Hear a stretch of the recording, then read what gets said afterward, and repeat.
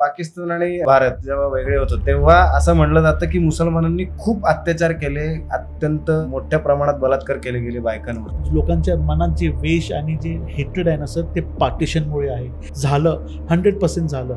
जेव्हा इथले लोक तिथं जात होते, तिथले लोक इथं येत होते, ज्या त्यांच्यावरती झाला, काश्मीरी पंडितांवरती झाला, कलकत्तामध्ये जे झालं, कराची, रावलपिंडी, जबलपूर, जोधपूरमध्ये जे झालं, हे एवढं खराब गोष्ट झाली.